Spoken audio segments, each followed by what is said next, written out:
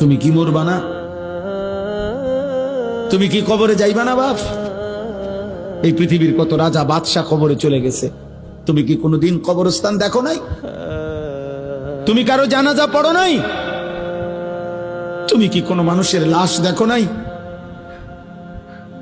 আমি 5 দিন আগে আমার জ্যাঠার সাথে কথা বলে আসছি, বাড়িতে খোঁজ খবর নিছি। 5 দিন পরে আমার জ্যাঠা মারা গেছে।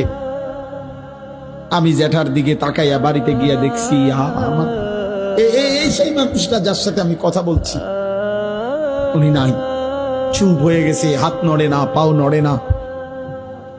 আমি জানাজা পড়াইছি আমার জ্যাঠার, তো জানাজার আগে আমি আমার জ্যাঠার কবরটা খালি, তখন কবরে রাখে নাই। আমি কবরের দিকে তাকাইয়া অনেকক্ষণ 8-10 মিনিট হইব, আমার বাবার কবরের পাশে আমার জ্যাঠার কবর।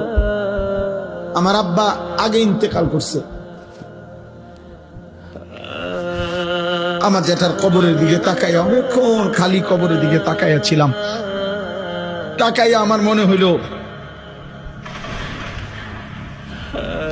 কবর যেন আমারে ডাক দিয়ে বলছে, আনিস,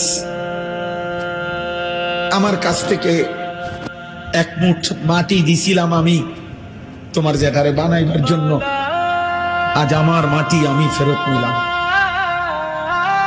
ওয়াফিহা নুঈদুকা